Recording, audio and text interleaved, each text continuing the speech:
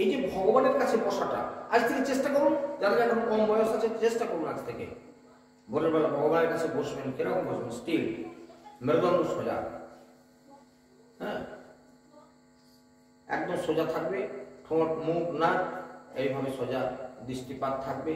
প্রাণায়াম আছে আমাদের জগতে কিছু প্রাণায়াম, এই প্রাণায়ামগুলো বসে বসে প্রাণায়াম করুন, দেখবেন যে একটা মন স্থির জায়গায় আসবে। হ্যাঁ, বা যারা গুরু আসনে বসেন বা পদ্মাসনে বসেন, হ্যাঁ, এই আসনগুলো কেন দেওয়া হয়েছে? আমাদের প্রাচীন ঋষিরা যে আসনগুলো দিয়েছে কেন? মনকে একাগ্র করবার জন্য।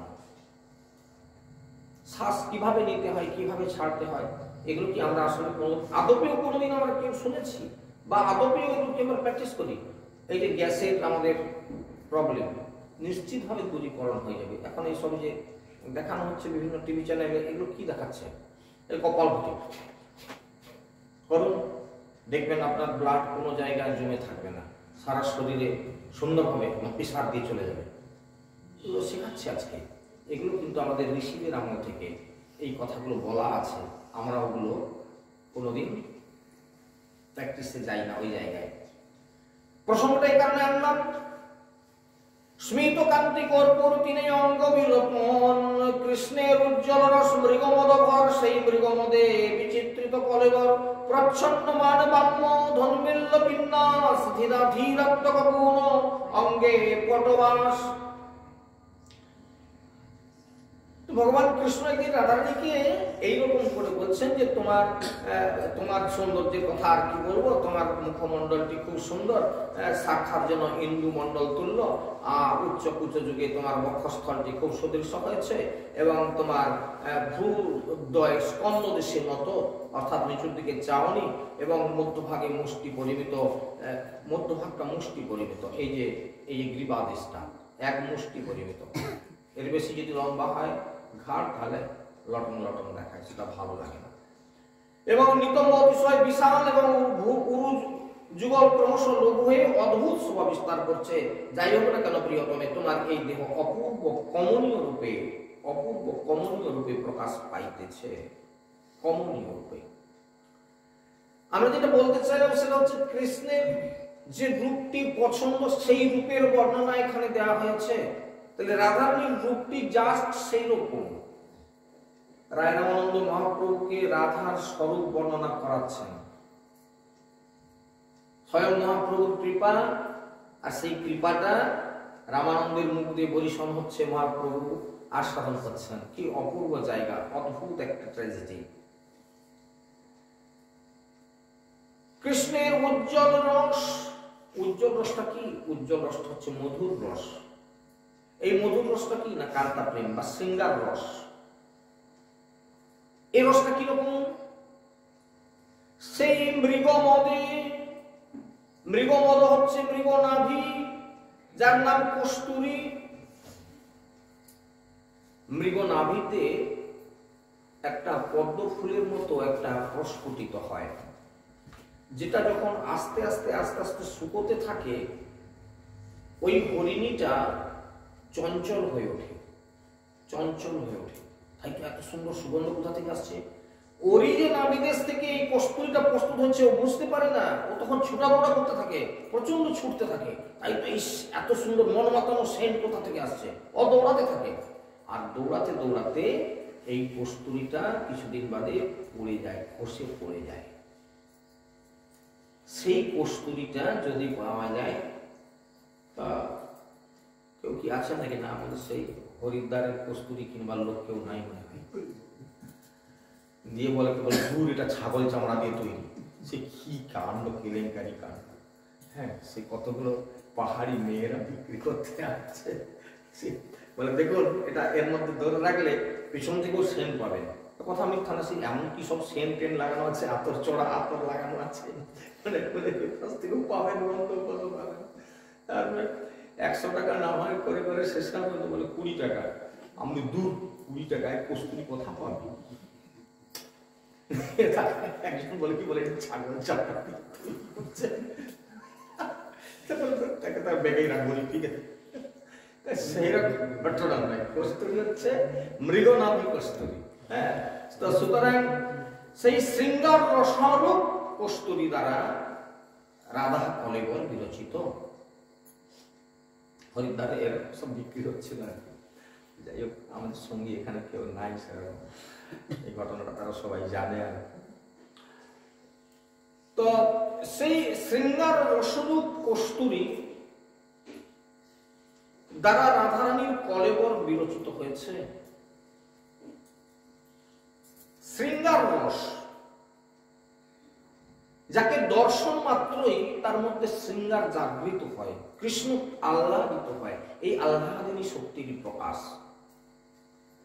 প্রচ্ছন্ন মান বাম্য ধর্মিল্ল বিন্যাস, ধীরা ধীরাত্মক গুণ অঙ্গে পটবাস। প্রচ্ছন্ন কথাটার অর্থ কি না, ঢাকা বা গুপ্ত, গোপন। মান কথাটা তো আগেই বলেছি, মান বাম্য মানে মনের বক্রতা, মনের বক্রতা, বাঁকা কথাবার্তা। একটা উদাহরণ দিয়ে দিই এই বাম্যতা থেকে, এই যে মান বাম্যতা এর সম্পর্কে একটু একটা উদাহরণ দিয়ে দিই। উজ্জ্বল নির্মল থেকে এই উদাহরণটা দিই।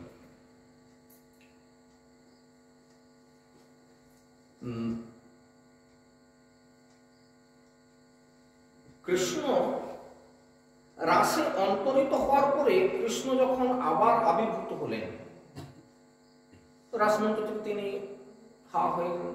কখন? এই যে গত কয়েকদিন আগে বর্ণনা করতেছিলাম যে যখন ভগবান কৃষ্ণ এপাশে একজনের কাঁধে ওপাশে একজনের কাঁধে হাত দিয়েছেন, বাহু, সেই বাহুটাকে বেষ্টন করে ওই রমণীরা মনে করছেন যে দেখো আমরা এই নারী জগতের মধ্যে আমরা ধন্যা, কৃষ্ণ আমাদেরকে এতখানি ভালোবেসেছে, হ্যাঁ, আমাদের কাঁধে হাত দিয়েছে। এর দ্বারা কি হলো না, গর্ব হলো যে আমরা ধন্যা, এই জগতে আমাদের মতো এরকম আর কেউ নেই, হ্যাঁ, আমরা ধন্যা। গর্ব হলো, মান হলো। ভগবান দেখলেন সেবার মধ্যে জাস্ট এই জায়গাগুলো, প্রত্যেকের জীবনে এই জায়গাগুলো, এই যে ইন্ডিকেট করা আছে রাস দেখাতে দেখাতে কি কথাগুলো বলা হয়েছিল, কোন জায়গায় কোনো গর্ব, কোনো মান, আমি তো এরকম বাবাজি হয়ে গেছি, আমি তো এরকম ভক্ত হয়ে গেছি, আমার মতন এরকম পুজো টুজো কেউ শেখেনি, এরা কিচ্ছু জানে না, আমি যা জানি না একদম দারুণ, ইত্যাদি ইত্যাদি। যখনই আমাদের মনে এরকম কথা জাগ্রত হবে তখনই কিন্তু কৃষ্ণ আপনাকে পরিত্যাগ করে চলে যাবে। পরিষ্কার কথা কি? তাই এই ব্রজগোপীদের যেই মুহূর্তে মান হলো, কৃষ্ণ মঞ্চ ছেড়ে প্রস্থান করলেন। ব্যাস, এবার কৃষ্ণকে হারিয়ে এবার কান্না। তবে একটা কথা বলি, এগুলো আসবে, আমি যতই বলি না কেন, যার কিছু শিক্ষা বেড়ে যাবে, যে কিছু বুঝতে পেরে যাবে, যে কিছু জানতে পেরে যাবে, যে আমার মতন বাবাজি বক্তৃতা দিক বাড়ালো, আমার মতন এরকম কেউ বক্তৃতা বলা আছে, হ্যাঁ, কেউ আর এরকম বসে আছে এরকম কিছু জানে, আমি বক্তৃতা দিচ্ছি এরকম, ব্যাস এই ডিমান্ড হবে। যখনই আমি এরকম বক্তৃতা দিতে পেরে যাবো, এই ডিমান্ড হয়ে যাবে আমার। এইরকম মনের মধ্যে আসা মাত্রই কিন্তু তুমি কৃষ্ণ ভজন থেকে দূরে পড়ে যাবে। পড়ে যেতে হয়, যাবে নয়, পড়ে যেতেই হবে, যেতেই হবে। এক্ষেত্রে খুব কম লোক বেঁচে ঘুরে আসে, এই জায়গায় সকলে পড়ে যায়। তবে একটা কথা বলি, রাস ছেড়ে কৃষ্ণ চলে গেলেন, তুমি কৃষ্ণ হারা হয়ে ঘর ফিরে যেও না, ধরে রাখো, পালিয়ে যেও না, কাঁদো, আবার কাঁদো, কৃষ্ণের জন্য আবার কাঁদো। তোমার কান্নাটা এমন হবে, তোমার আকুতিটা এমন হবে, এমন আরতি হবে, যে আরতির জন্য তোমার দুঃখ দেখে কৃষ্ণ থাকতে পারবেন না, তিনি তোমার মাঝে এসে আবারও আবির্ভূত হবেন। সেই জায়গাটা পর্যন্ত ধরে রাখুন, ছেড়ে যাবেন না। এই কথা কিন্তু আপনার মনে থাকবে না। আবারও যখন দেখবেন, আবারও গর্ব, মান, কিছু আবার নতুন কিছু পেয়ে গেলেন, নতুন কিছু ভাবনা, আবার আপনি এরকম বক্তৃতা বলার লোক হয়ে গেলেন, বলে আবার সেই একই কথা এসে যাবে। আবারও এইরকম বারে বারে আমরা রাসে কতগুলো স্টেপ দেখিয়েছি যেখানে মান হওয়া মাত্রই নেই হওয়া। ঠিক কৃষ্ণ ভজনে এরকম হবেন, তিনি কিন্তু কোনোদিনই ছেড়ে পালাবেন না, আবার পাবেন। তাহলে পাওয়া, হারানো, আবার হারিয়ে তাকে খুঁজে পাওয়া, এই নিয়ে জীবন চলতে থাকবে। কৃষ্ণ ভজনের জীবন হবে এইরকম টান ঘোড়াদের। দেখুন কথাগুলো আমি আপনাদের বোঝাতে পারছি কতটা, ঠিক বুঝতে পারছি না, যতটা বলা সম্ভব, যতটা গুরু কৃপা আছে ততটুকু বলার চেষ্টা করছি। হয়তো আমি সবকিছু জানি না। এই হচ্ছে কৃষ্ণ ভজনের জীবন। এই জন্য বর্ণনা করছেন রাধারানীর মধ্যে কি থাকবে, প্রচ্ছন্ন মানব ধর্মিল্য বিন্যাস ধীরা ধীরাত্মক গুণ অঙ্গে পটবাস। তাহলে প্রচ্ছন্ন মানে গোপন বা গুপ্ত, মান বাম্যতা অর্থাৎ মানের বক্রতা। সেই বক্রতাটা আমি বোঝানোর জন্য বলছি যে কৃষ্ণ রাসে যখন হারিয়ে গেলেন, মানে লুকিয়ে পড়লেন, অন্তর্হিত হলেন, ব্রজগোপীরা অনেক কাঁদলো, অনেক খুঁজলো, অনেক আকুতি, হে নাথ তুমি ফিরে এসো, তোমাকে না দেখতে পেয়ে আমরা একেবারে এরকম অবস্থা হয়ে গেছে, তুমি আমাদের প্রাণ বাঁচাও, একবার তুমি ফিরে এসে তোমার ওই অধরের একটু সুধা আমাদেরকে পান করাও, যার দ্বারা আমরা প্রাণ ফিরে পাই। এইভাবে কঠিন আকুতি, সেই আকুতির দ্বারা আবারও কৃষ্ণ আবির্ভূত হলেন। তখন কি করলেন না, কোন গোপী শ্রীকৃষ্ণকে অবলোকন করে ললাট ফলককে ভ্রু দ্বারা ভঙ্গুর করে নেত্র ভৃঙ্গ দ্বারা তদীয় মুখ মধুর পঙ্কজ, অর্থাৎ সেজন্য মানে অনেকদিন পরে ফিরে পেয়েছি যখন কৃষ্ণকে, তার দিকে এমন ভাবে চাউনি চাইছে যেন সে চোখ দিয়ে গিলে ফেলবে। এরকম আমরা দেখি না কেউ এরকম এমন করে চায় যেন বাবা যা চাইতেছে আমার দিকে মনে হয় যেন গিলে ফেলবে। হ্যাঁ, এটা কি না, সেই ব্রজগোপীরা কৃষ্ণকে অন্বেষণ করতেছিল, তারপর কৃষ্ণকে দেখা মাত্র সে তখন এক দৃষ্টি তাকিয়েছে কৃষ্ণের দিকে। আর আমার ভাবুক পদকর্তা বর্ণনা করছেন যেন সেই নয়নের দ্বার দিয়ে কৃষ্ণকে একেবারে হৃদয়ের মন্দিরে নিয়ে চলে গিয়ে চক্ষুগুলো বন্ধ করে দিলেন, যেন দ্বার রুদ্ধ করে দিলেন। বর্ণনা কিরকম দেখেন। তেমনি ভাবে রাধারানীর হৃদয়টাও ঠিক এই রকম গড়া। আমি কতটা বোঝাতে পারছি কিনা দেখুন এবার। রাধারানীর হৃদয়টা ঠিক এইরকম ভাবে মানে আর বিরহে গড়া এবং মানের বক্রতা। হ্যাঁ, সুতরাং এই দক্ষিণার দ্বারা বাম ভাবকে প্রচ্ছন্ন বা গোপন করার চেষ্টা করছে। এবার ধন্মিল্য, প্রচ্ছন্ন মান বাম্য ধন্মিল্য বিন্যাস। এই ধন্মিল্য কি না, সুন্দর রূপে বদ্ধ এবং পুষ্প মুক্তা প্রভৃতিতে অলঙ্কৃত কেশপাশ বা চুলের খোঁপা, এর নাম হচ্ছে ধন্মিল্য।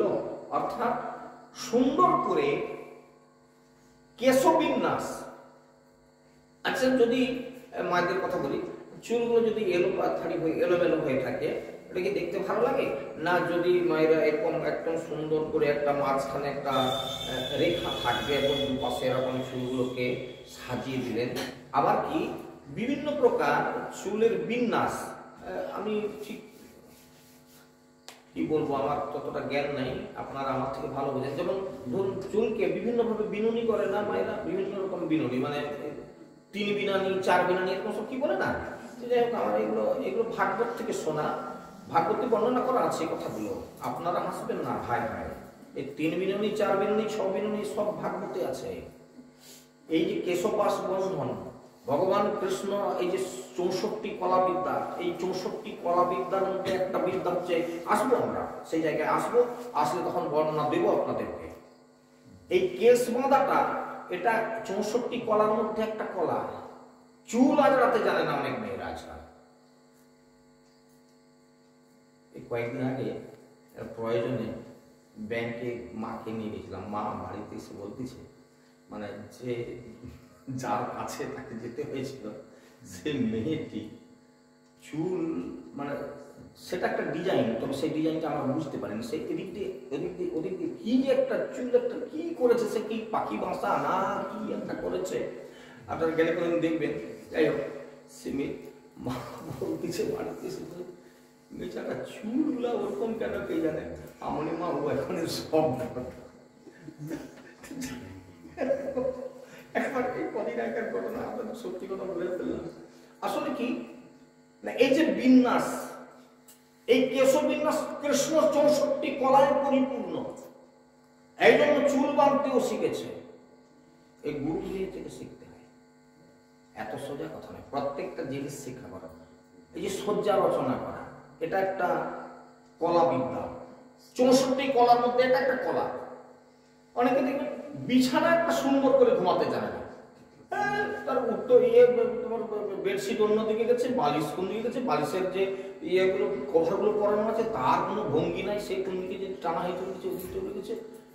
বিছানা সে খাট থেকে এক পাশটা একদম ঝুলে গেছে, একটা সমান থাকলে দেখতে ভালো লাগে না, সুন্দর লাগে, সে একটা কণ ঝুলে গেছে, তাই পড়ে গেল, ঘুমিয়ে গেল, এদিকেও শুয়ারও ভঙ্গি নেই, সে খাটের এইদিকে ঘুমাবে না যে ওদিকে ঘুমাবে, দেখা গেল সে কণাকণি ঘুমিয়ে গেছে।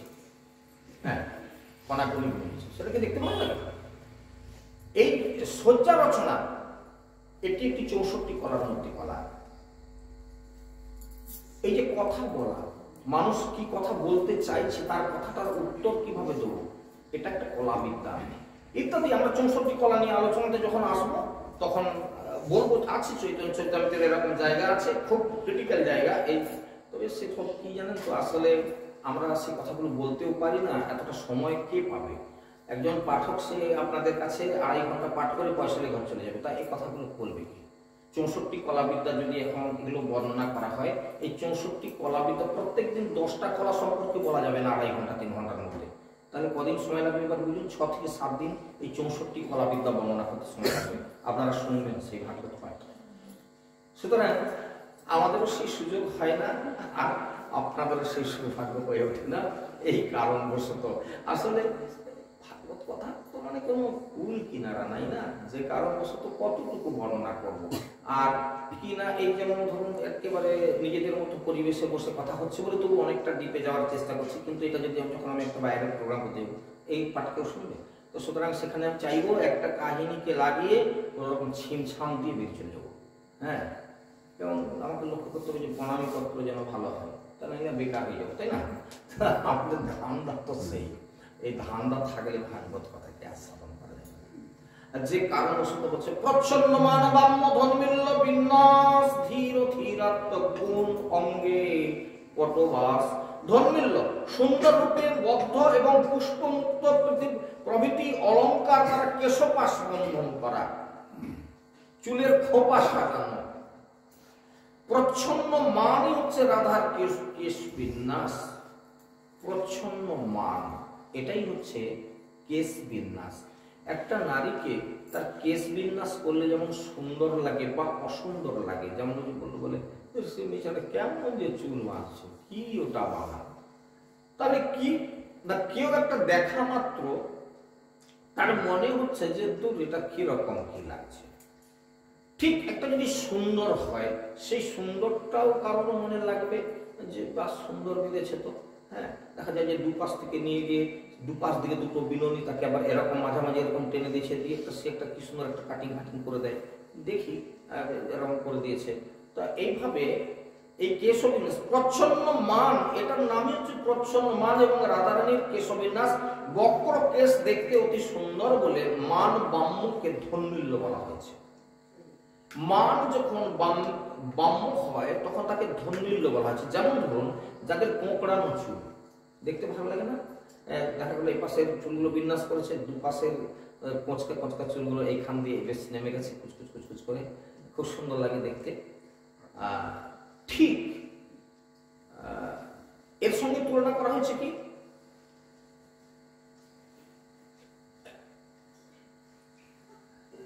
কুটিল মান, এই মানের মধ্যে এরকম কোঁকচানো চুলের সঙ্গে তুলনা করা হয়েছে। ধীরা ধীরাত্মক গুণ অট ধীরা ধীরা, অর্থাৎ ধীরা ধীরাত্ম বক্রত্ব খণ্ডিতা যে নায়িকা, এই আবার বলে দিয়ে বিপদ, কেননা এর আবার ডেফিনেশন করতে হবে। উজ্জ্বল নীলমণিতে এইগুলো দেয়া আছে, সেজন্য হঠাৎ বলা হয়ে গেছে। যাক, তো অশ্রু বিমোচন পূর্বক প্রিয়তমের প্রতি চোখ মুছতে মুছতে প্রিয়ের সঙ্গে বক্রোক্তি প্রয়োগ করে কাঁদতে কাঁদতে, যাওয়া তুমি তোমার আমার আমি চলে যাবো যদি কেউ, তুমি তোমার থাকো ইত্যাদি। এই যে একটা ঘটনা দেখালাম, চোখ মুছতে মুছতে বলছে, চোখ মুছছে, আমার যেদিকে তুই চলে যায় চলে যাবে, তুমি তোমার থাকো সংসার ইত্যাদি।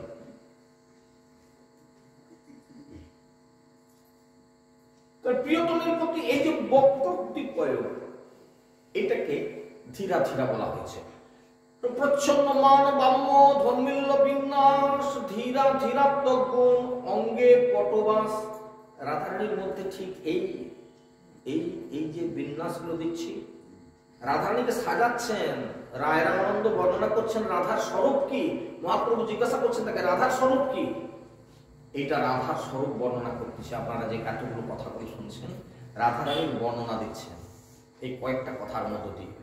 কঠিন জায়গা, আমি যেন বেরিয়ে পালাতে পারছি না।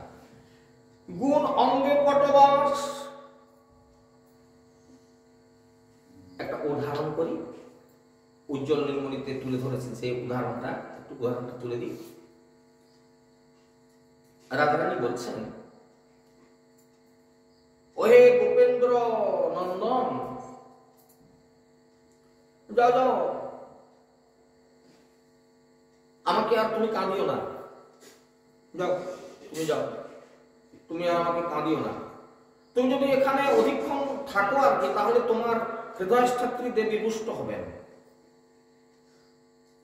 তুমি যাও, তুমি এখানে থেকো না, তুমি এখানে বেশিক্ষণ থাকলে তোমার হৃদয়ের অধিষ্ঠাত্রী দেবী পূর্ণ হবেন। অর্থাৎ কি না, আমাকে দেখে তোমার ভালো লাগবে না, যার ফলে তুমি আরো রেগে যাবে, যাও তার থেকে তুমি চলে যাবে। তোমার শিরভূষণ এবং মালাবার তার চরণ পঙ্কজের আলোক্ত অপহৃত হয়েছে এবং তার পদ্ম পুনর্বার পদদ্বয় বিভূষিত করো। অর্থাৎ আমার চরণে পতিত হইলে কি হবে, তার পদে পতিত হয়ে পুনঃ পুনঃ প্রণাম করো। এটা হচ্ছে ধীরা ধীরা নায়িকার উক্তি। ধীরা ধীরা, এরই নাম হচ্ছে ধীরা ধীরা। এটা হচ্ছে উজ্জ্বল রসের মধ্যে বর্ণনা করা আছে। একদিন পায়ে ধরে নিয়েছো বলে তুমি আমার মাথা কিনে নিয়েছো নাকি, এরকম বারে বারে পা ধরতে হবে। বর্ণনা দিচ্ছেন কবিরাজ গোস্বামীপাদ। রাগ তাম্বুল রাগে অধর উজ্জ্বল, প্রেমে কৌটিল্য নেত্র যুগলে কজ্জল। এই রাগ তাম্বুলের রক্ত বর্ণে তার অধর উজ্জ্বল ধারণ করেছে, উজ্জ্বলতা পূর্ণ হয়েছে। সাধারণত মুখদ্বারে অনুরাগ এবং রাগ প্রকাশিত হয় বলে রাগকে মুখাম্বিত তাম্বুল বর্ণের সঙ্গে তুলনা করা হয়েছে। এই যে আমাদের বদনটি, এই বদনটি সবকিছু প্রকাশ করতে পারে। যেমন সূর্যটা উঠছে, কিছু কিছু প্রাচীন মানুষ আছেন আমাদের দেশে এখনো, সূর্য উঠছে সকালবেলা দেখলে বলে আজকে প্রচুর বৃষ্টি হবে রে। কি দেখে তুমি বুঝলে না, সূর্য যদি খুব হেসে ওঠে তাহলে ও ভাসিয়ে ডুববে। মোটামুটি এরকম একটা কথা চালু আছে জগতে আর কি।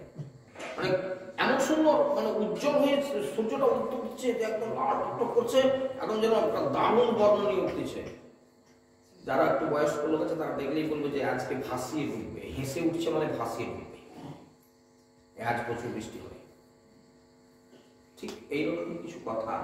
রাগ তাম্বুল রাগে অধর উজ্জ্বল, অর্থাৎ রাধারানীর যে মুখের যে চাকুনি, তার যে মুখের কাটিং, এটা উজ্জ্বল রসের সৃষ্টি করেছে, যেটা অধর উজ্জ্বল বলা হচ্ছে। প্রেম কৌটিল্য নেত্র যুগলে কজ্জল, প্রেম কৌটিল্য, প্রেমের কুটিলতা, রাধারানীর প্রেমের কুটিলতাই তার নেত্রদ্বয়ের কজ্জল রূপে বর্ণনা করা হয়েছে।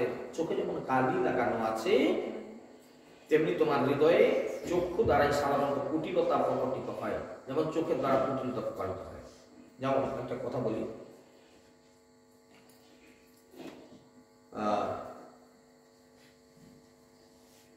বাড়িতে মানে কিছু মনে করবেন, একটা উদাহরণ দিচ্ছি, আপনারা হয়তো হাসবেন শুনলে। একটা ধরুন মেয়ে দেখতে এসেছে, মেয়ের মা সেখানে ঘরে দরজা দিয়ে উঁকি মেরে দেখছে। তার স্বামী এবার কথা বলছে, সেখানে লোকজন আসছে, তাদের সঙ্গে কথা বলছে যে তাহলে আপনারা যদি মেয়ে দেখে পছন্দ করেন তাহলে আমরা একদিন দেখতে যাবো টাবো, এরকম একটা কথা বলে দিচ্ছে না তার স্বামী। তার স্ত্রী সেই কি বুঝলেন, কিছু বোঝাতে পারলাম? তুমি কি বলতে চোখে খুঁটিল, বোঝাতে পারলাম কিনা দেখুন।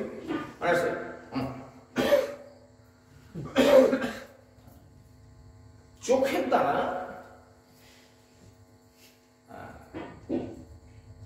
কিছু কথা প্রকাশ হচ্ছে যেটার ভাষা নাই, ভাবে প্রকাশ হয়ে যাচ্ছে। হ্যাঁ, কথা কিছু কিছু বুঝে নিতে হয়, সে তো মুখে বলা যায়।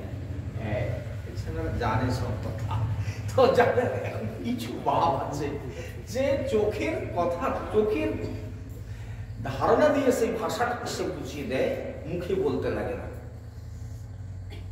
রাধারানীর বর্ণনা দিতে গিয়ে প্রেম কৌটিল্য নেত্র যুগলে কজ্জল, অর্থাৎ তার যে এই যে কুটিলতা, এই কুটিলতা তার চাহনির মধ্যে ফুটে উঠেছে।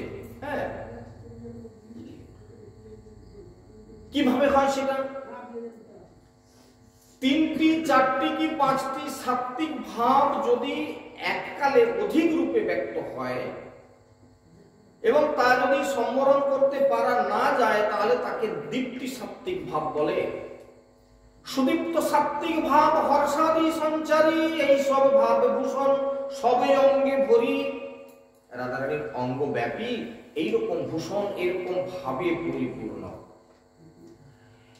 তা এই জায়গায় এসে আমি এই শ্লোকটিকে বর্ণনা দিতে গিয়ে কিছু কথা দেখাই। দেখুন, সুদীপ্ত সাত্ত্বিক ভাব হর্ষাদি সঞ্চারী।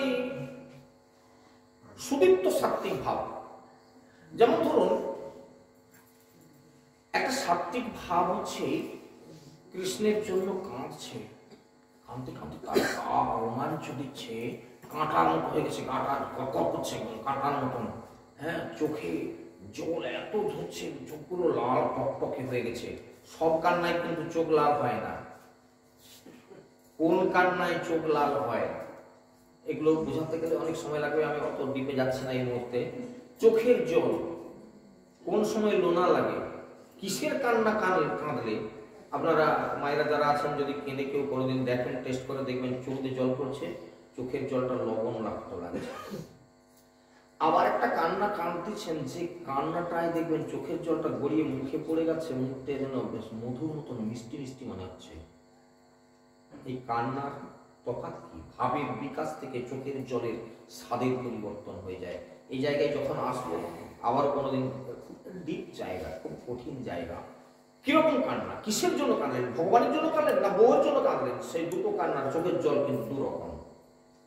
নিজের জন্য কাঁদলেন না সংসারের জন্য কাঁদলেন না দেশের লোকের জন্য কাঁদলেন, ওই কান্নার চোখের জলের স্বাদ আলাদা। এই বর্ণনায় যখন আসবো তখন বুঝতে পারবেন যে কি কান্না, এবং চোখের রং লাল টকটকে হয়ে যাচ্ছে। কোন কোন কান্নাটা কাঁদতে গেলে, মানে কাঁদার আগেই চোখ লাল হয়ে যাবে। অনেকে মনে করে যে অনেকক্ষণ কেঁদে ওই জন্য চোখ লাল হচ্ছে, না, চোখে জল আসার আগেই চোখ লাল হয়ে যাবে। কিসের জন্য কান্না, এগুলো বর্ণনাতে আসবো, এই মুহূর্তে দিতে গেলে মুশকিল আছে, মানে আর তাহলে পা ফেলবার জায়গা থাকবে না। সুদীপ্ত সাত্ত্বিক ভাব হর্ষাদি সঞ্চারী। সাত্ত্বিক ভাবগুলো কি কি? অষ্ট সাত্ত্বিক ভাব আছে। রোমাঞ্চ, কম্পাশ্রু, গদগদ, গদগদ অন্তর, পুলকিত। যেমন গদগদ অন্তর, হে ভগবান, আমি গদগদ স্বরে সে কাঁদছে, বলছে কথাগুলো, তার অন্তরের কথাগুলো জানাচ্ছে। আবার কখনো এটাও গদগদ স্বর, যেটা প্রভু তোমার মহিমা জগতে বলার মতো কিছু নেই, তোমার কোনো তুলনাই করা যায় না জগতে, তুমি কি না পারো প্রভু, তুমি ইচ্ছা করলে মানুষকে এরকম করতে পারো, তুমি ইচ্ছা করলে এরকম করতে পারো, তুমি এই ইত্যাদি। এই যে গদগদ ভাবে ভগবানের বর্ণনা করা, এগুলো সাত্ত্বিক ভাবের লক্ষণ। যখন একাধিক সাত্ত্বিক ভাব তিনটি, চারটি, পাঁচটি সাত্ত্বিক ভাব যখন একত্রিত মিশে যায় বা আরো অধিক, তখন কি হয়, একসঙ্গে মিশে যে কি হয়, সেটা যদি কেউ সংবরণ করতে না পারে, তখন কি হয়, যে ভাবটা প্রকাশিত হয় সেই ভাবটার নাম হচ্ছে সুদীপ্ত সাত্ত্বিক ভাব। সুদীপ্ত। রাধারানীর মধ্যে এই ঘটনাগুলো ঘটতো। রাধারানীর বর্ণনা দিতে গিয়ে বলছে সুদীপ্ত সাত্ত্বিক ভাব। বলতে হবে কি ঠিকতে হলো, কি করে সুদীপ্ত ভাবটা হচ্ছে। তো রাধারানীর এই সুদীপ্ত সাত্ত্বিক ভাব হর্ষাদি সঞ্চারী,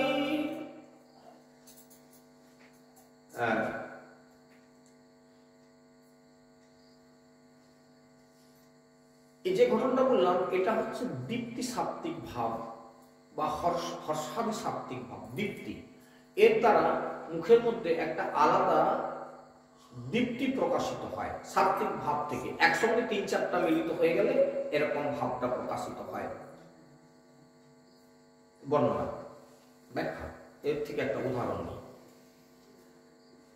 নারদের সম্মুখস্থ শ্রীকৃষ্ণকে দর্শন করে নারদ ঋষি প্রেমে এরকম বিবশাঙ্গ হলেন। বিবশাঙ্গ মানে হাত পাগুলো যেন আর কাজ করছে না, বিবশ হয়ে গেছে, এবং কম্পনবশত বিবশ হয়ে যে হাত পাগুলো কাঁপছে থরথর করে, তিনি বিনা বাদনে অশক্ত হয়ে গেলেন। বিনা বাজাচ্ছিলেন, বিনাতে ঝংকার মারতেছিলেন, কিন্তু বিনা বাজাতে তিনি অশক্ত হয়ে পড়লেন এবং বাক্য গদগদ হওয়াতে তিনি স্তুতি পাঠ করতে পারলেন না। মানে বাক্য এত বেশি বলতেছে গদগদ গদগদ। মহাপ্রভু যখন হয়ে যেতেন, অষ্টসাত্ত্বিক ভাবের বিকার ঘটতো, তখন গদগদ গদগদ রাধে রাধে রাধে রাধে না কি বলতেন, তার কোনো ভদ ভদ ভদ ভদ মানে উচ্চারণ হচ্ছে, মানে কি বলতে যাবে, হজগজ হজগজ এরকম শব্দগুলো মুখ বেরোতো, মহাপ্রভুর মুখ দিয়ে এরকম বেরোতো। এগুলো সাত্ত্বিক ভাবের লক্ষণ। গদগদ স্বর হতে হতে হজগজ বলতে থাকবে, সে কিছুই আর বুঝতে পারবেন না, এরকম একটা ভাব জাগ্রত হয়ে যাবে। রাধারানীর মধ্যে এই ভাবের বিকাশগুলোর কথা বর্ণনা করছেন। তো এই জন্য কৃষ্ণকে দর্শন করে এতটা পুরো হয়েছে যে হাত পা গুলো শিথিল হয়ে গেছে, হাত পা গুলো কাঁপছে, আর কিনা চোখে অশ্রুপূর্ণ হতে তিনি দেখতে পাচ্ছেন না, দর্শনে অক্ষম। এখন সেই নারদের সেই দীপ্তিটাকে সাত্ত্বিক ভাবের একটা বিকাশ বলে গণ্য করা হচ্ছে। অপরপক্ষে কৃষ্ণ বিরহে গোকুলবাসী জনগণ তারা ঘর্মযুক্ত, মানে ঘাম দিয়ে দিয়েছে, শরীর কাঁপছে, কম্পিত, পুলকিত অঙ্গ দ্বারা স্তম্ভ ধারণ, আকুল হয়ে চাটুবাক্য প্রয়োগ, উন্মত্ততা, নেত্রাঙ্গ দ্বারা আদ্রীভূত হয়ে অতিশয় মোহগ্রস্ত হয়ে পড়েছিলেন। এখানে গোকুলবাসীদিগের উদ্দীপ্ত সাত্ত্বিক ভাব, এটা হচ্ছে উদ্দীপ্ত সাত্ত্বিক ভাবের প্রকাশ বা প্রমাণ। এবার হর্ষাদি সঞ্চারী, হর্ষ মানে আনন্দ, সেটা আপনারা সকলে জানেন। সঞ্চারী, সঞ্চারী ভাব কাকে বলে একটু বর্ণনা করি উজ্জ্বল নীলমণি থেকে। বাক্যগুলি ভূনেত্রাদি অঙ্গ এবং সত্যুৎপন্ন ভাব দ্বারা যে সমস্ত ভাব প্রকাশিত হয় সেটাকে ব্যভিচারী ভাব বলে। এই ব্যভিচারী ভাব সকল আবার ভাবের গতিকে সঞ্চারণ করায় বলে তাকে সঞ্চারী ভাব বলা হয়েছে। অর্থাৎ যে কথাটা বোঝাতে চাইলাম, বাক্য এবং ওই যে বললাম না, এই যে আমি ভাবটা প্রকাশ করলাম বা নেত্রের যে সঞ্চালন করলাম, এর থেকে যে ভাবটা প্রকাশিত হয়, এই ভাবটার নাম হচ্ছে ব্যভিচারী ভাব। এই ব্যভিচারী ভাব সকল আবার ভাবের গতিকে সঞ্চার করে, আর আরো নতুন ভাব সৃষ্টি করে। এই এখান থেকে আবার নতুন ভাবের সৃষ্টি হয়, এবং এই ধরনের ভাবকে সঞ্চারী ভাব বলে। সঞ্চারী, সঞ্চারী কাকে বলে? যেমন একটা গান ধরা হচ্ছে, গানের প্রথম লাইনটা, প্রথম লাইনের পরে দ্বিতীয়তে যখন বিস্তার করতে যাচ্ছি, সেই বিস্তারটাকে সঞ্চারী বলা হয়। হে গোবিন্দ রাখো চরণে, মোরা তব চরণে শরণাগত, আশ্রয় দাও আশ্রিত জনে। হে গোবিন্দ রাখো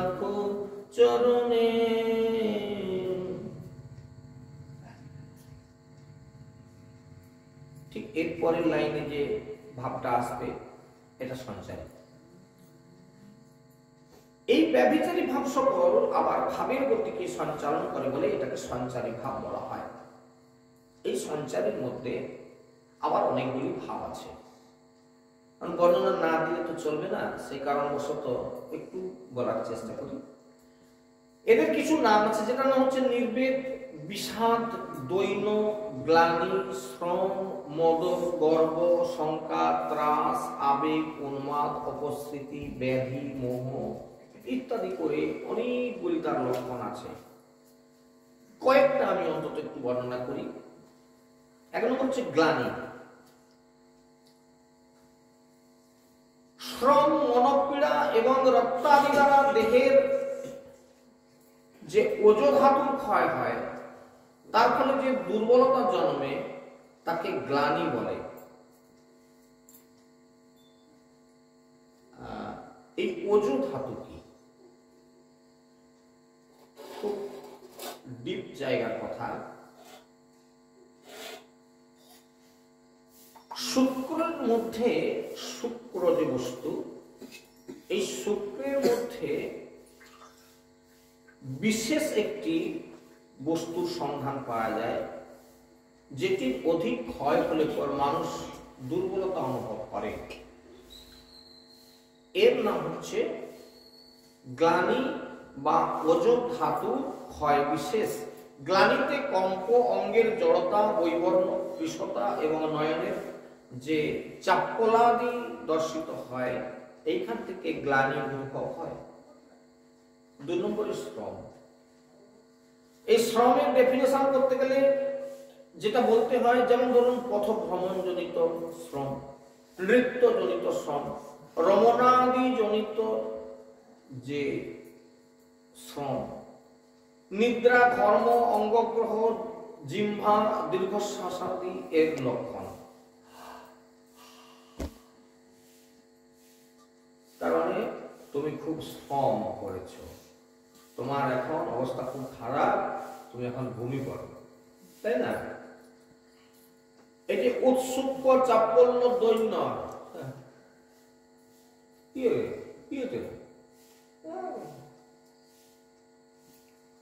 দৈন্যতা, এরকম ভাবে সে যেন একটা আলাদা ডিপ্রেশন অনুভব করবে। হ্যাঁ। 3 নম্বরে যে প্রশ্নটা আসবে সেটা হচ্ছে মদ, অর্থাৎ সেগুলো হচ্ছে সাত্ত্বিক ভাবের হর্ষাদি সঞ্চারী থেকে এই ভাবগুলো উদ্রেক হচ্ছে। এগুলো জ্ঞান নাশক আহ্লাদ। মদ শব্দের অর্থ হচ্ছে জ্ঞান নাশক আহ্লাদ, জ্ঞান নাশক আহ্লাদ। বুঝতে পারছো তো মদ কোথা থেকে কথাটা এসেছে? এটা মধুপান জনিত। মধুপান, এটাকে বলা হতো মধুপান। মধু অধিক পান করলে মত্ততা আসে। মধুকর কি হয়? মত্ত হয়ে যায়। এরা এসে কি করে না, যখন বেশি মধু খেয়ে নেয়, দেখবেন মৌমাছি আর উঠতে পারবে না। এগুলো যারা মধু পালন করে, যারা মৌমাছি সম্পর্কে পড়াশোনা করে, এটা আছে পড়াশোনার একটা কোর্স আছে, মৌমাছি পালন করতে হয়। তখন এগুলো করতে হবে যে মৌমাছি কখন এসে বাসার মধ্যে একদম অচেতন হয়ে পড়ে থাকে বা অনেকক্ষণ ঘুমিয়ে থাকে, এরা আর উঠতে পারে না। মধু খেয়ে ঘুরে আসার পর একদল মৌমাছি এরা মত্ত হয়ে যায়, এতটা মত্ত হয়ে যায় ওরা বমি করেও শান্তি পায় না, মানে সেই মাতালতা হঠাৎ কাটে না তার, এতটাই মাদক হয়ে যায়। হ্যাঁ, এই জন্য মধু বেশি যদি খান, খেয়ে দেবেন একদিন 100-150 এরকম মধু খেয়ে দেখবেন যে মদ খাওয়াই নেশা কি, এর থেকে বেশি নেশা ভোগ করবে মধু খেয়ে দিলে। হ্যাঁ, এই মধ্যটা আছে। এই জন্য মদ শব্দে জ্ঞাননাশক আহ্লাদ বর্ণনা করা হয়েছে। গর্ব, গর্ব অর্থে সৌভাগ্য, রূপ, তারুণ্য, গুণ, সর্বোত্তম আশ্রয় লাভ এবং ইষ্ট বস্তুতার প্রতি যে অভিলাষ, এটাকে মদ বলা হয়েছে। গর্ব, গর্ব বলা হয়েছে সৌভাগ্য এবং রূপ বা তারুণ্যের বা গুণের যে প্রকাশ। শঙ্কা, শঙ্কা মানে ভয়। কিসের? 1 নম্বর হচ্ছে চোর অপবাদ। কেউ আমাকে চোর বলেছে, আমি শঙ্কিত।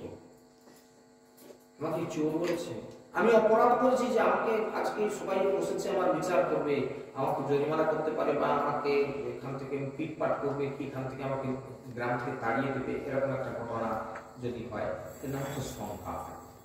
এবার হচ্ছে ত্রাস। ত্রাস মানে ভয়। ত্রাসটা কি? যেমন ধরুন বিদ্যুৎ ত্রাস। ভয়ানক প্রাণী, সাপ আছে মধ্যে, এই ঢুকেছে, দেখেছি এই বড় সাপ ঢুকেছে, যাবি না, অন্য কারণ যাবি না, এই ইত্যাদি ইত্যাদি, এই ঘর ঢুকিস না। ত্রাস।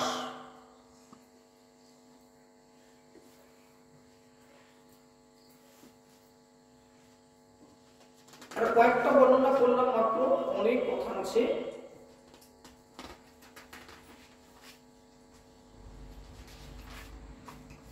সৌভাগ্য তিলক চারু ললাটে উজ্জ্বল, প্রেম বৈচিত্র রত্ন হৃদয়ে তরল, মধ্য বয়স্থিতি সখী স্কন্ধে করন্যাস, কৃষ্ণ লীলা মনোবৃত্তি সখী আশপাশ, নিজাঙ্গ সৌরভালয়ে গর্ব পর্যাঙ্ক, তাতে বসিয়াছে সদা চিত্তে কৃষ্ণ সঙ্গ।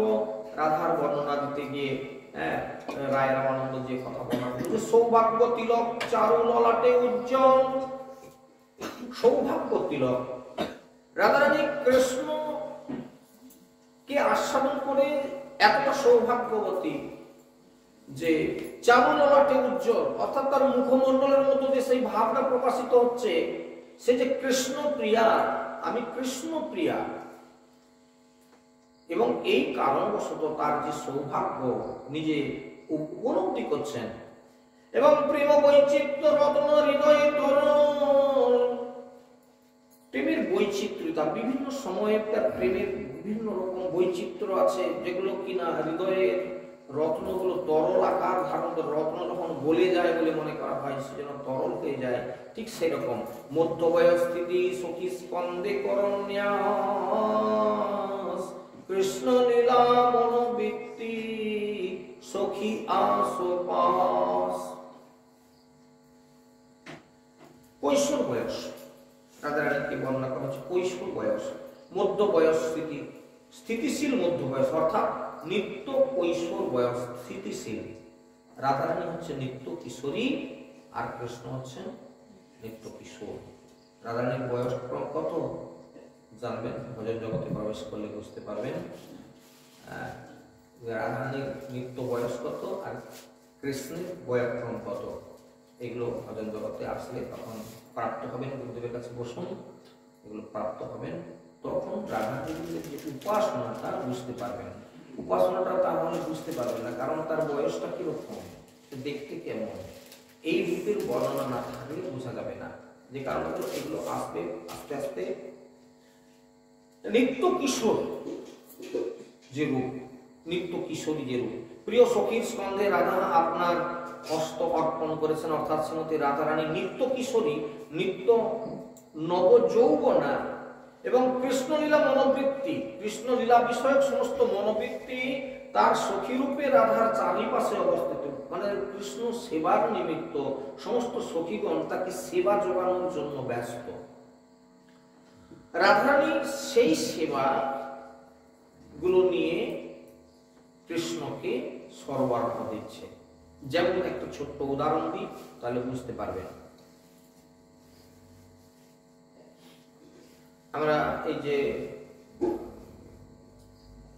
কুঞ্জ বিলাস কীর্তন করি, এই কুঞ্জ বিলাসের মধ্যে কি আছে? কুঞ্জের বিলাস, এই বিলাসে কি না গোবিন্দ, রাধা গোবিন্দ কুঞ্জের মধ্যে তারা রাত্রিতে বিলাস করে গভীর নিদ্রামগ্ন, তাদেরকে জাগরণ করতে হবে। কিভাবে জাগানো হচ্ছে? যখন সুখ সারি পাখি গাইল, এই সুখ সারির কণ্ঠস্বর শুনতে পেয়ে রাধারানীর ঘুমটা ভেঙে গেল। জাগিয়া বিনোদিনী হেরি শেষ রজনী, পদচাপি বধূরে জাগায়। রাধারানী যখন ঘুম ভাঙলো, দেখে না এই তো, তাই তো রাত্রি নেই, পূর্ব গগনে তৃণমূল উদিত হয়ে গেছে, তাহলে তো মহা মুশকিল হয়ে যাবে, এখন লোকজন দেখতে পেলে বড় বিপদ হবে। সুতরাং পদচাপী বধূর এই জায়গায় আমরা যেমন করি না, এগুলো হচ্ছে বদমাশি ছাড়ার কিছু না, বাঁদরামি ছাড়ার কিছু না, এভাবে জায়গা থেকে পদচাপী বধূর এই জায়গায় এরকম ধাক্কা দেখা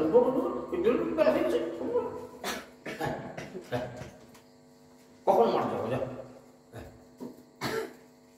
পদচাপী বধূরে জাগায় উঠকে নাগর বর আলিস পরিগর ঘুমে না হইও অচেতন দেখিলে গোকুলের লোকে হেন জন যদি দেখে কি বলিয়া বলিবে বচন মোর মনে হেন লয় সদা গুরু জনে ভয় শুনো শুনো শ্যামে গুণমণি গোকুল নন্দেতে কয় মনে না করি ভয় কেন হবে কুলের কামিনী।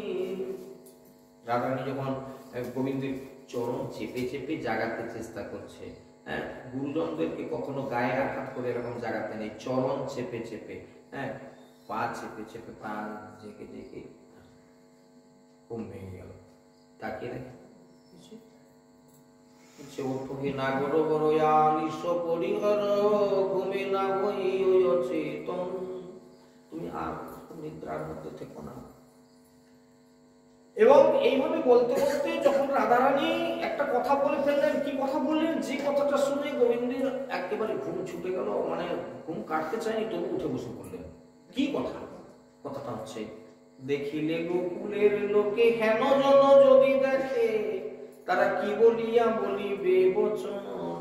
রাধা গোবিন্দের এই প্রেম লীলা হচ্ছে পরকীয়া প্রেম, যেহেতু সুতরাং লোক যদি দেখে ফেলে, যেমনটা এরকম যদি হয়, অপরের স্ত্রীর সঙ্গে যদি কেউ দেখা করতে যায় বা তার কাছে দেখা করতে গিয়ে ঘুমিয়ে পড়ছে, তাহলে এই ঘটনা যদি কারোর চোখে পড়ছে কিরকম জিনিসটা হবে বলবো। তো এইখানে ঠিক সেই একই কথা, একই কথা। সুতরাং কি বলিয়া বলিবে বচন মোর মনে হেন লয় সদা গুরুজনে ভয়। আমার মনের মধ্যে সবসময় এই ভয় যে গুরুজনেরা দেখে ফেললে আমাকে কি বলবে তারা। হ্যাঁ, এই কথাটা বলার পর গোবিন্দ আর ঘুমিয়ে থাকতে পারলেন না। মানে এমন একটা গা জ্বালানো কথা, এটা গা জ্বালানোর কথা কিছু না। যেই না রাধারানী বলে দিয়েছে যে আমার এরকম ভয় হয়, গুরুজনদেরকে ভয় হয়, তুমি ওঠো, ওঠো, বেলা হয়ে গেল। তো গোবিন্দ কেন এটা কি খুব কঠিন কথা বলে ভাবলেন? বলছে দেখো রাধে, মনে না করিও হবো হয়, কেন হবে কুলের কামিনী? তুমি জানো আমাকে পাওয়ার জন্য এই ত্রিজগৎ ঊর্ধ্বপদ খেটমুন্ডে তপস্যা করছে, কত তপস্বী যুগ যুগ তপস্যা করে চলে গেল, আমাকে পায় না। আর কিনা তুমি পেয়ে আমাকে চলে যেতে বলছো, তুমি আমাকে পেয়ে চলে যেতে বলছো। দেখো রাধে, শ্যাম নাগর জানো কিসের অভাব তার, শুনো শুনো রাধা ঠাকুরানী, শ্যাম নাগর যারো কিসের অভাব তার, এই জগতে কৃষ্ণ যার আর কিছু অভাব আছে কোথায়? হ্যাঁ, যিনি চতুর্দশ ভুবনের মালিক সেই কৃষ্ণ আমার। কি কথা বলবে? আর তার ঠিক ডাটা কি আছে? চতুর্দশ ভুবনের মালিক আমার, আমার লোক সে। কৃষ্ণ যার, তার আর কোনো চিন্তা থাকতে পারে না। ওপর রাধে তুমি চিন্তা করছো কেন? শ্যাম নাগর যারো কিসের অভাব কারো, কেন হবে কুলের কামিনী? কে তোমাকে কলঙ্ক দেবে? হ্যাঁ, অন্য লোকের অন্য কথা, কিন্তু কৃষ্ণর সঙ্গে কোনো অপরাধ হয় না। কৃষ্ণ কলঙ্ক বলে কোনো কিছু হয় না। এটা কলঙ্ক নয়, এটা অলঙ্কার বলতে পারেন। কেউ যদি কলঙ্ক দেয় যে কৃষ্ণ কৃষ্ণ বলে খালি ডকডক হচ্ছে সারাদিন, ওরে তোরা বল রে বল, এই বলাটাই যেন তোদের সফল হয়, আমি যেন কৃষ্ণ কৃষ্ণ বলেই সারাদিন ঘুরতে পারি। অনেকের গাল সারাদিন খালি কৃষ্ণ কৃষ্ণ কৃষ্ণ কাজ নাই, কম নেই, কৃষ্ণ কৃষ্ণ। ওরে তোরা আমাকে এই আশীর্বাদ কর, সারাদিন যেন এখন কৃষ্ণ কৃষ্ণ বলে। এই হচ্ছে কৃষ্ণ কলঙ্ক। এরকম লোকে গালি দেয় যাদেরকে, তাদেরকে কৃষ্ণ কলঙ্ক বলে। এইভাবে গোবিন্দ আর থাকতে পারলেন না, যখন উঠে বিছানায় বসলেন তখন কি সমস্ত সখীগণ তারা কি করেছে, আগে থেকে সুবাসিত বাড়ি নিয়ে এসে দাঁড়িয়েছে, জল নিয়ে এসে দাঁড়িয়েছে। কেন না, রাধারানী যখন কৃষ্ণ জাগৃত হবে রাধারানীর হাতে তারা তুলে দেবেন, সেবাটা রাধারানীর মধ্য দিয়ে কৃষ্ণের কাছে চলে যাবে। সখীদের এই আশা, তারা সুবাসিত বাড়ি নিয়ে দাঁড়িয়েছিলেন। রাধারানী কি করলেন, সখীদের কাছ থেকে সেই সুবাসিত বাড়ি নিয়ে গোবিন্দের বদনখানা ভালো করে ধোয়াই দিলেন, চোখে মুখে জল দেবে। ঘুমটা কাটেনি তো, একটু চোখে মুখে জল দাও, ঘুম কাটে, ওই ঘুমাচ্ছ, ওই চোখে মুখে জল দাও না। এভাবে মনে হয় লোককে বলছে, সে নিজে ঘুমাচ্ছে, সে কে বলছে মনে হয় চোখে মুখে জল দিয়ে আসো। এই যে চোখে মুখে জল, রাধারানী কি করলেন না, গোবিন্দের বদনখানা ভালো করে ধুয়ে দিলেন, চোখে মুখে জল দিলেন। কেন, ঘুম কেটে যাবে। দিয়ে জল টল দিয়েছে তো, নিজের আঁচল দিয়ে একটু মুছি টুছিয়ে দিলেন। ঠিক এই বর্ণনা দিতে গিয়ে তাহলে এইরকম নিত্য কৈশোর বয়স এবং প্রিয় সখীর স্কন্ধে রাধারানী আপনার হস্ত অর্পণ করেছেন, এবং রাধা নিত্য কিশোরী এবং নিত্য নবযৌবন সম্পন্ন। আর নিজাঙ্গ সৌরভালয়ে, নিজের অঙ্গ সৌরভ রূপ আলয়ে গর্বকর্জনকে, অর্থাৎ নিজের সেই সৌন্দর্য নিয়ে যেন গর্ব পালন অর্থাৎ অহংকার রূপ পালনকে তিনি উপবেশন করে আছেন। এরকম তার কিসের গর্ব? গর্ব হওয়া উচিত কৃষ্ণ আমার। পৃথিবীর মধ্যে গর্ব যদি করতে হয়, অহংকার যদি করতে হয়, তাহলে কৃষ্ণ আমার, আমি কৃষ্ণের, আমি কৃষ্ণ দাসী, এর থেকে বড় অহংকার আর কিছু নেই। রাধারানীকে বর্ণনা করছেন সেইভাবে। হ্যাঁ, নিজাঙ্গ সৌরভালয়ে, নিজাঙ্গ সৌরভালয়ে গর্ব পর্যঙ্কে উপবিষ্ট আছে। এই গর্বটা কোন গর্ব না, তার রূপ, তারুণ্য, গুণ, সর্বোত্তমাশ্রয় এবং ইষ্টলাভ ইত্যাদি বশত অন্যের অবজ্ঞাকে গর্ব বলে। অন্যেরা তাকে যে কথায় অবজ্ঞা করে। বৃন্দাবনের মাটিতে রাধারানীর কলঙ্ক, রাধা কলঙ্কিনী, কৃষ্ণ কলঙ্কিনী। হ্যাঁ, এ অন্য লোকের ঘরে বউ হয়েছে, এখন কৃষ্ণের সঙ্গে মেলামেশা করছে, কৃষ্ণ কলঙ্কিনী। কিন্তু এটা লোকে বলে কৃষ্ণ কলঙ্কিনী, রাধারানীর কাছে এটা অলঙ্কার। কেন অলঙ্কার? ওরে তোরা বল, তোদের মুখে ফুল চন্দন পুর, তোরা বল, আমি যেন সেই কৃষ্ণ প্রিয়াই হতে পারি, আমি যেন কৃষ্ণ সেবাই নিজেকে অর্পণ করে দিতে পারি। এটা তার অলঙ্কার হয়ে গেল। অপরের বলাটা তার অলঙ্কার। তাতে বসিয়াছে সদা চিন্তে কৃষ্ণ সঙ্গ। কোথায় বসে আছে? সেই গর্বরূপ পর্যন্তে বসে ভাবছে, তাতে বসিয়াছে সদা চিন্তে কৃষ্ণ সঙ্গ। কিভাবে কৃষ্ণের সুখ হবে? সঙ্গ বলতে কৃষ্ণ সুখের কথাই ভাবছে। কৃষ্ণ সুখই তো তাৎপর্যময়ী প্রেমের মহারানী হচ্ছেন রাধা। সেই কথাটা বর্ণনা করতে গিয়ে বলছে, কৃষ্ণ নামে গুণ যশ অবতংস কানে, কৃষ্ণ নামে গুণ যশ প্রবাহ বচনে, কৃষ্ণকে করায় শ্যামের রস মধুপান, নিরন্তর পূর্ণ করে কৃষ্ণের সর্বকাম। তাহলে রাধা বস্তুটা কি? রায় রামানন্দের মুখে মহাপ্রভু শুনতেছেন বসে বসে। কিরকম না, কৃষ্ণ নাম গুণ যশ অবতংস কানে, অর্থাৎ রাধারানী কৃষ্ণের সবসময় গুণ যশ বর্ণনা করছেন এবং নিজের কানে সেই কথাগুলো শুনতে চান। রাধারানী কি ভালোবাসেন? কৃষ্ণ গুণগান।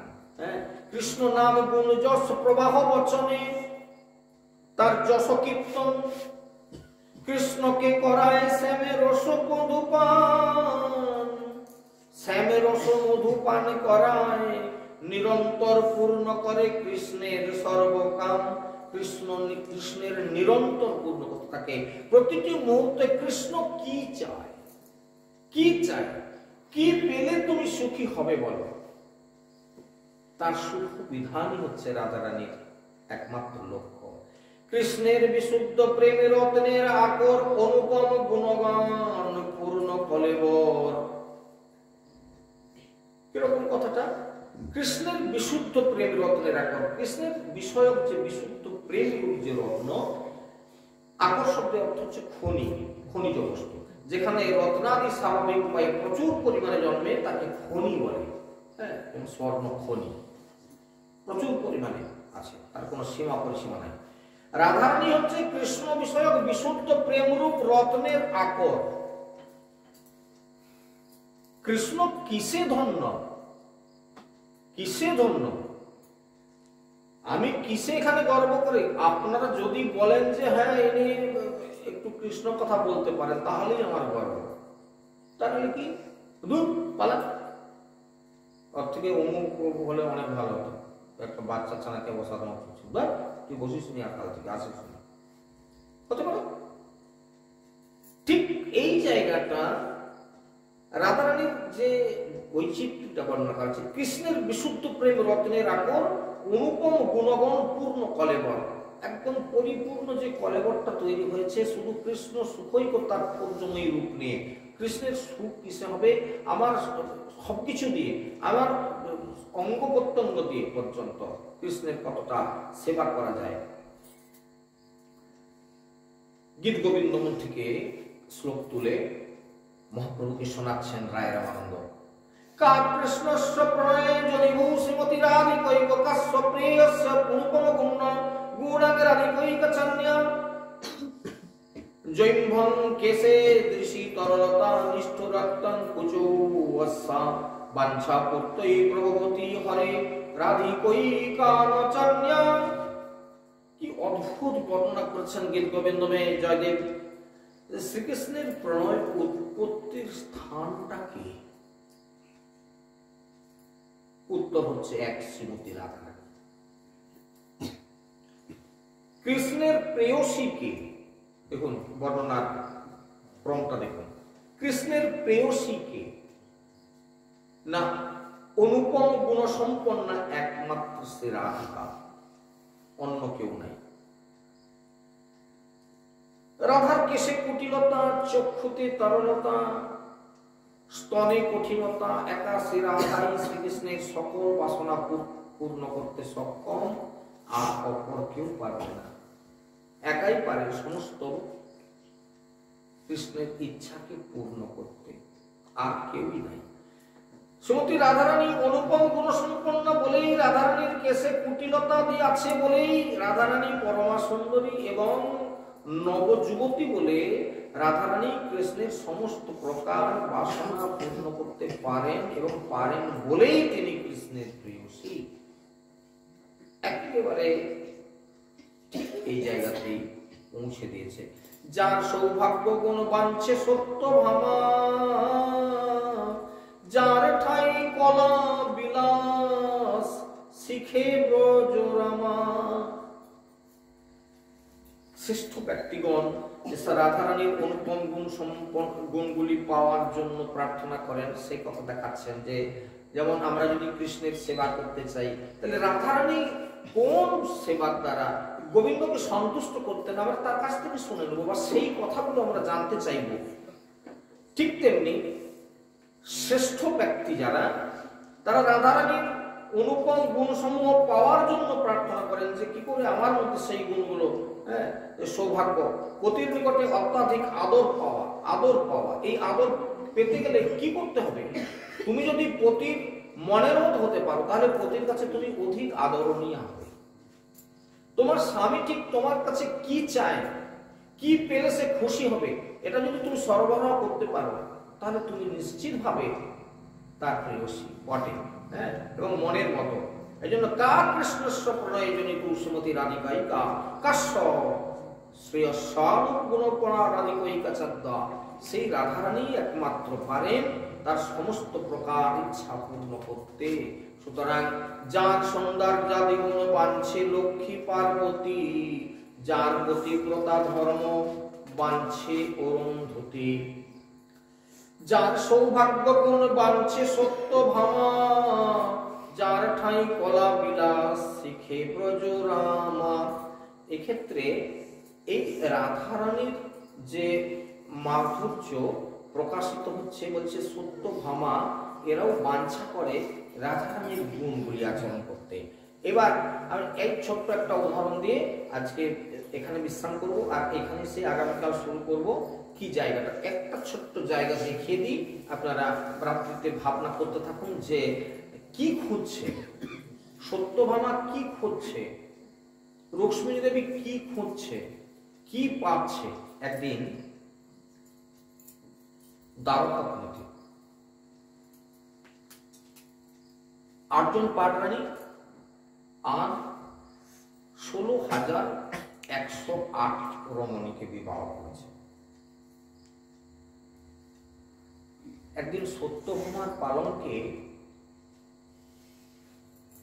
গোবিন্দ শয়ন করে আছেন, সত্যভামা সেবা করছে, পাখা ব্যজন করছে, চামর ব্যজন করছে।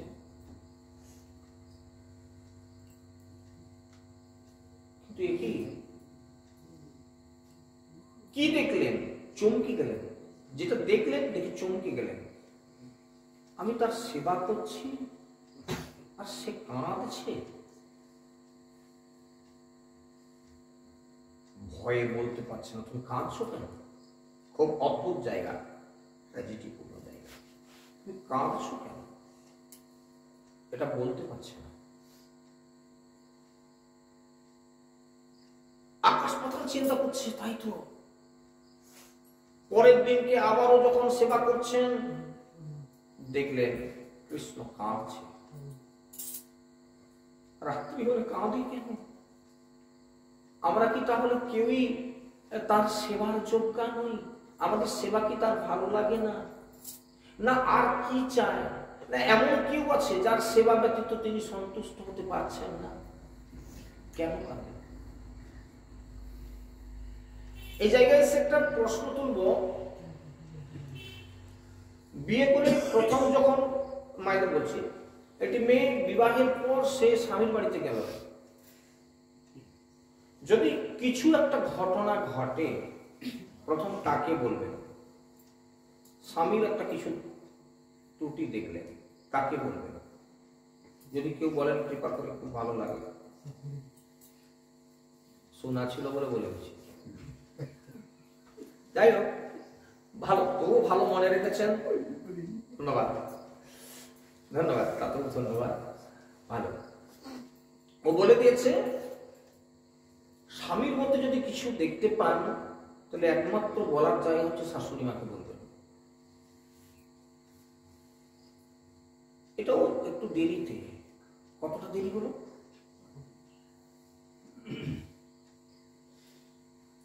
সত্যভামা একদিন রুক্মিণীকে বলছে, দিদি জানিস একটা খুব গোপন কথা বলবো।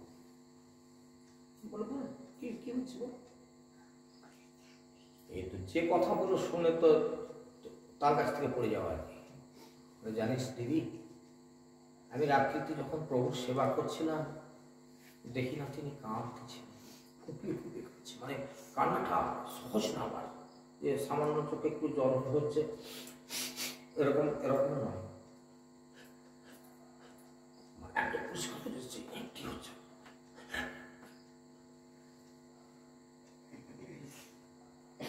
যে না রুক্মিণীকে বললো, রুক্মিণী বলে,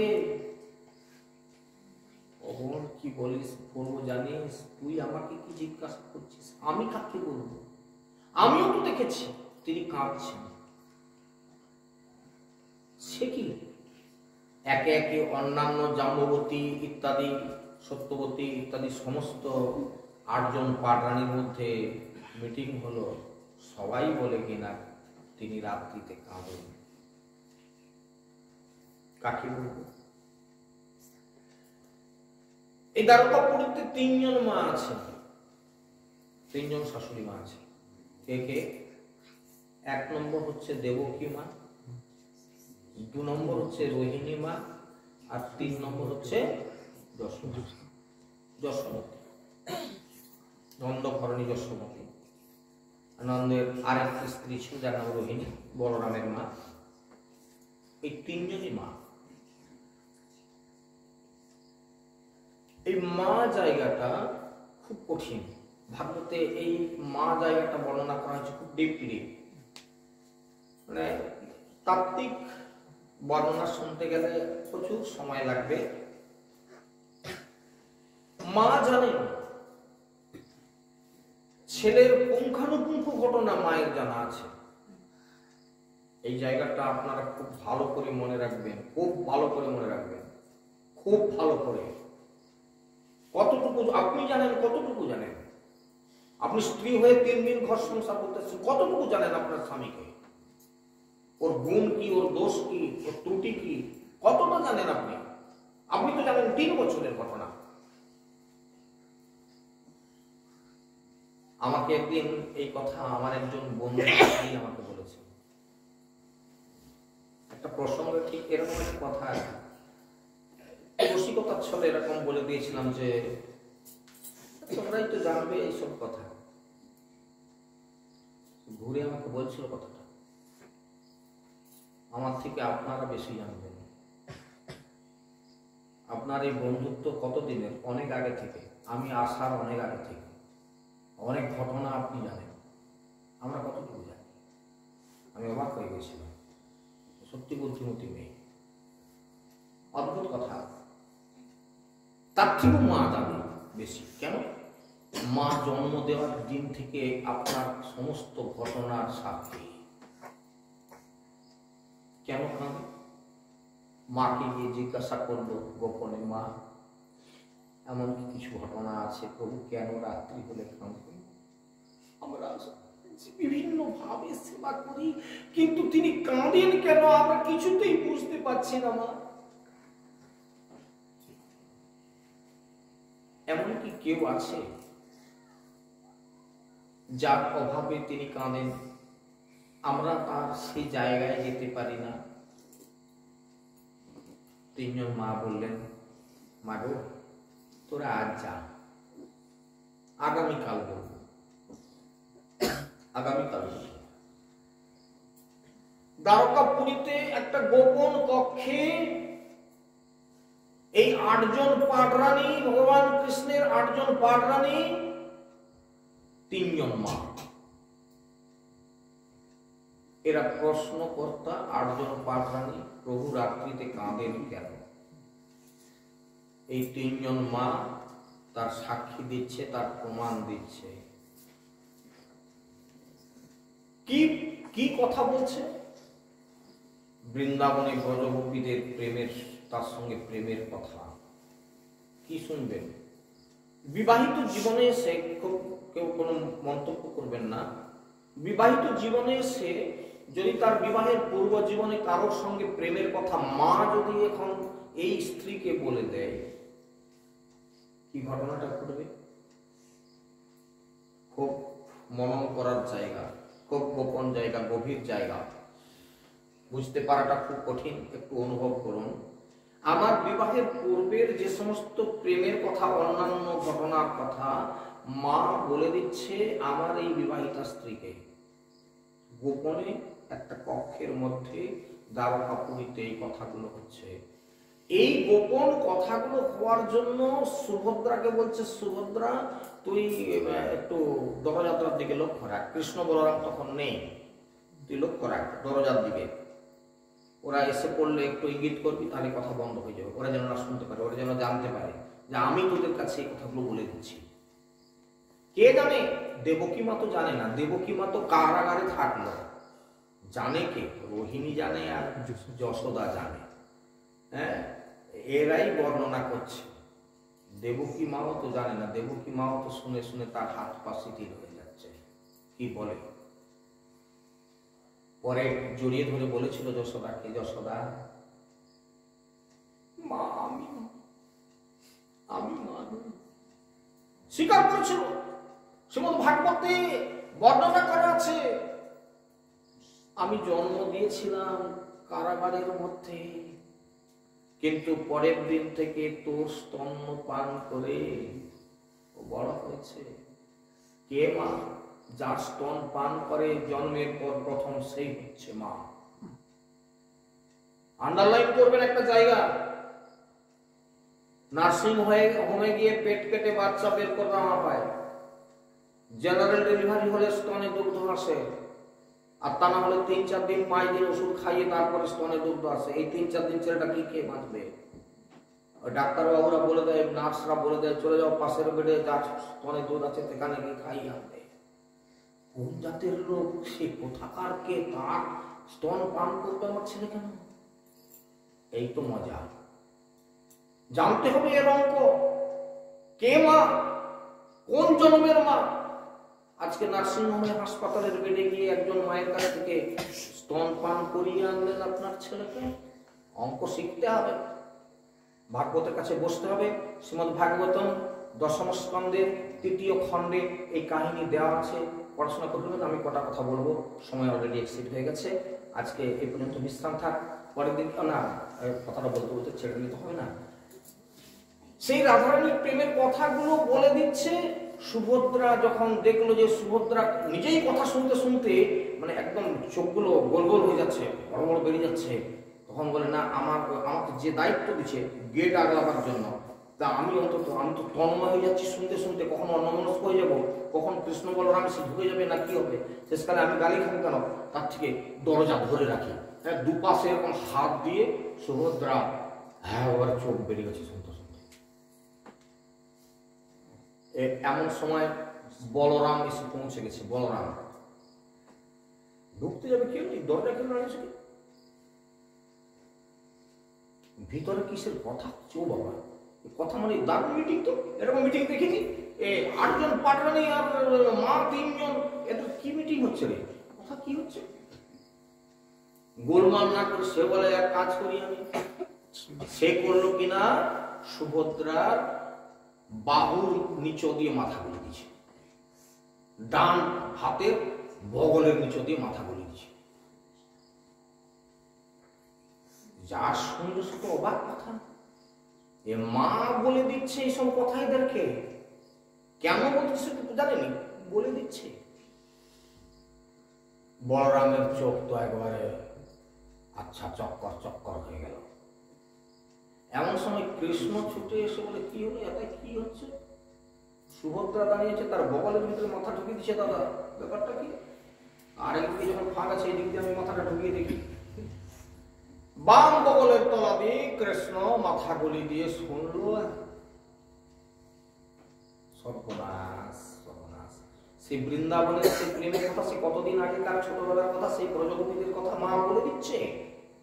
গোলগুলো চক্কর চক্কর হয়ে গেল। আর এই ঘটনা অবলোকন করার জন্য অল ইন্ডিয়া রেডিও নারদ ঋষি হাজির। অল ইন্ডিয়া রেডিও যেখানে দরকার হবে এসে হাজির। বলে না, নারায়ণ বলতে চাচ্ছিল আর কি, এই ঘটনাটা থেকে চুপ করে চাই। কি ব্যাপার?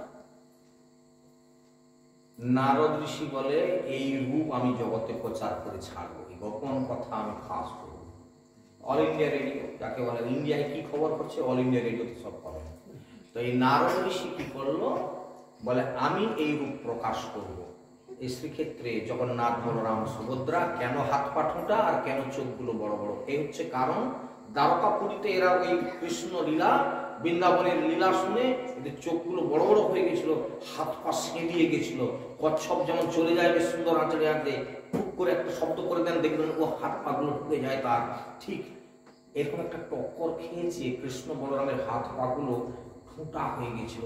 আর এই রূপটাকে বর্ণনা দেওয়ার জন্যই নারদ ঋষি প্রকটিত করে দিলেন। সে অনেক লীলা আছে, তারপরে লীলা। আজকে এখানে বিশ্রাম করি, পরের দিনকে আবার আমরা এই জায়গাতে ফিরে আসবো, আলোচনার শ্রবণ করতে থাকুন।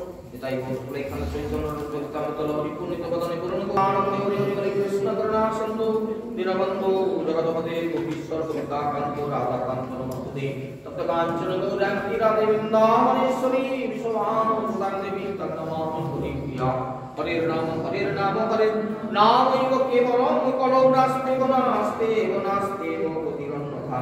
হরে কৃষ্ণ কৃষ্ণ কৃষ্ণ হরে হরে, হরে রাম রাম রাম হরে হরে। জয় জয় জয় গুরু প্রেমানন্দে।